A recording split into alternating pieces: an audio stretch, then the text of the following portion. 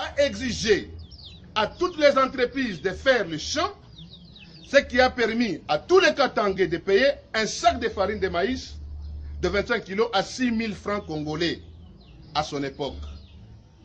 En définitif, nous demandons aux communicateurs adjoints de la dite majorité présidentielle d'être rationnel et objectif dans son analyse que d'être un fanatique aveugle basé sur une mauvaise foi. Car nous savons que certaines personnes sont ce qu'ils sont aujourd'hui grâce à la main ouverte de son Excellence M. Moïse Katumbi Tchapwe.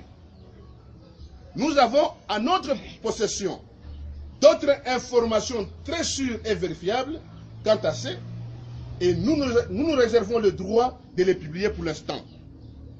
En ce qui concerne le gouvernorat du Lualaba actuel, la ville de Kolwezi a déjà une bonne fontaine à la place de la poste qu'il fallait seulement aménager, car elle est spacieuse, confortable et sécurisante. Au lieu d'en créer une autre de trop sur la nationale numéro 39, carrefour des digues et la source de la rivière d'Ilala, de peur que cela puisse s'effondrer un jour. Au lieu de cette nouvelle fontaine de Malou, qui n'a ni forme artistique, ni valeur touristique, que la population d'écologie surnomme rond-point de la mort, ou piscine rechargeable, il fallait innover une nouvelle construction monumentale et touristique dans un autre coin de la ville pour la rendre viable.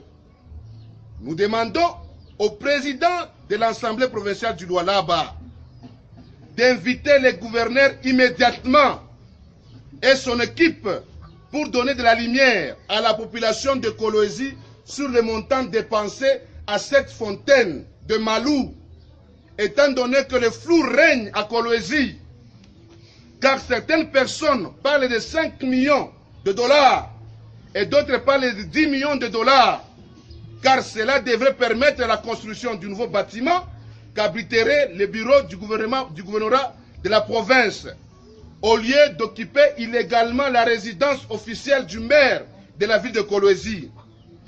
Sinon, la population de Kolwezi croirait qu'il n'existait pas un parlement provincial qui contrôlerait l'exécutif provincial. Il s'agirait plutôt d'un club d'amis. C'est cette toute injure et attaque inutile sans fondement à l'égard de notre autorité morale du G7 que la population de Kolwezi en général, que la population du Lualaba en général et de Kolwezi en particulier veut voir président de la République à l'issue des élections présidentielles de 2017. Avec lui, le développement de toute la République démocratique du Congo est non redoutable. À bon entendeur, salut.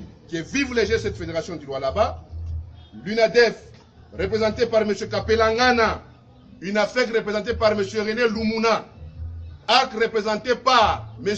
Pande Roki, ainsi de suite. Je dis et je vous remercie. Viva! G7 viva! Viva! G7 viva! Viva! Viva! Viva! Viva!